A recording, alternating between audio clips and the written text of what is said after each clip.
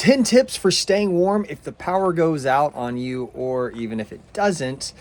I hope you're prepared, guys. The winter storm is here. Well, actually, it's about 20 miles that way.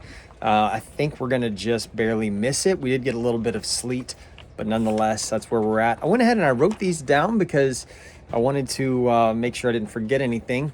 Also, when I'm done with this, let me know below what you think should be added to the list, because this is not exhausted. This is just my ideas, kind of off the cuff. I'm going to cough throughout the video. Sorry, still getting over being sick. That's part of it. Okay, if you did prepare, we're going to kind of go from like you prepared a little bit down to you absolutely blew it or you didn't see this coming at all. All right. Use backup heat sources. Hopefully you've got something. We talked a lot over the last week about making sure you've got gasoline stored, propane stored, how to connect your propane heaters to 20-pound larger tanks. Got tons of videos on all of this. So if you haven't seen those, go check them out. Also, if you've got a vehicle and you've got a battery on that using an inverter, those sorts of things, to go ahead and have a little bit of backup power. But backup heat source, wood stoves, propane heater, or similar. Keep your home as comfortable as you can. Remember, with these sorts of things, not necessarily the stove, but with a propane heater, electric heater, whatever it is, you're not trying to heat the room. Excuse me. You're trying to heat the person. This goes for all of these. So heating a 1,500, 2,500 square foot house with emergency backup heat, man, sorry about the cough. It hurts too. It's not practical. You're going to want to heat the person. So keep that in mind as we move through these. All right, layer up strategically. All right, thermal base. Make sure you've got some good wool socks, insulated underwear, long underwear, blankets, sleeping bags.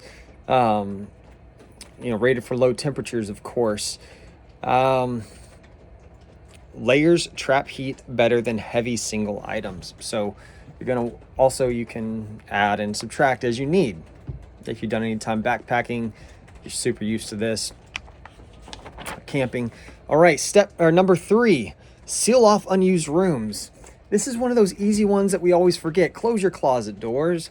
Seal off those extra guest rooms if you've got them, or in our case, the boys only sleep in their bedrooms. They want to play anywhere but their bedroom.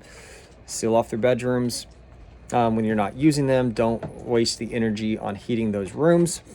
Even utilize, and back in during the ERCOT Snowmageddon 2021, we ended up all in our master bedroom with towels on the floors, underneath the doors to keep the air from going through, over the windows, all that stuff. Making sure we were just trying to stay alive, to be honest. So seal off unused rooms. Insulate windows and doors. We just kind of touched on that a second ago. Number 4, you're going to want to make sure that if you've got drafty windows, you don't have nice double pane windows, or even if you do, they still let some cool through. Put something over them. Heavy blankets. You can even put saran wrap if you have it, or trash bags. Tape it over it. Do whatever you have to do to make sure you make it through this if you catch yourself in a bad situation. Use body heat wisely. Tip number 5.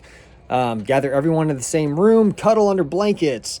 Body heat combined in small space can significantly raise the temperature. Okay.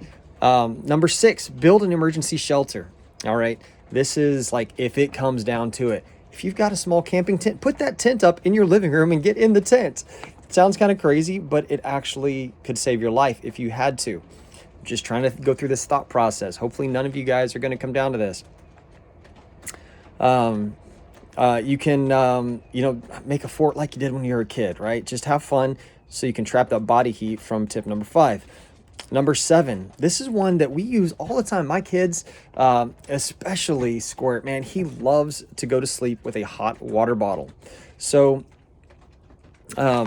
whenever you are trying to heat the person and not the room, You can use things like hot water bottles. You can use a brick if you can get it heated up.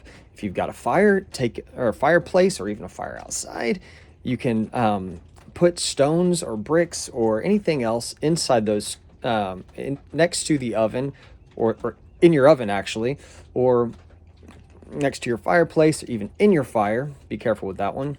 Wrap it in a towel and use it to heat yourself.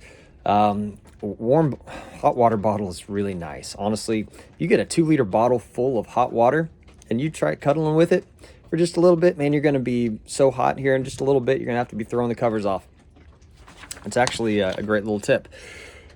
That was 7. Going on to 8. Eat and drink to generate heat, right? So calorie-rich foods, you're going to get your metabolism going, going to get yourself actually warm. Going to want to avoid alcohol. It might make you feel warm at first, but from what I understand, it actually lowers your core temperature. All right, 9. This one's kind of one of those last-ditch efforts. Get in your car. Make sure you've got enough fuel. Use it sparingly. Make sure you're in a well-ventilated area. Don't kill yourself with carbon monoxide, but use a heater in your car. It's better than freezing to death in your home. And number 10, man, combine anything you can here and huddle and wait and pray that the storm passes and you can get help. So I know that's not an exhaustive list, so put down below what you think should be added to this. Guys, I hope you're prepared. Those of you who are going to be out in the really nasty areas here, the path of the storm, I'm praying for you guys. And hopefully your power stays on, you're able to stay warm, and hopefully prepared. So let's talk in the description below, and we'll see you down there.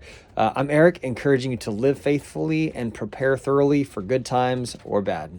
See you on this video right here.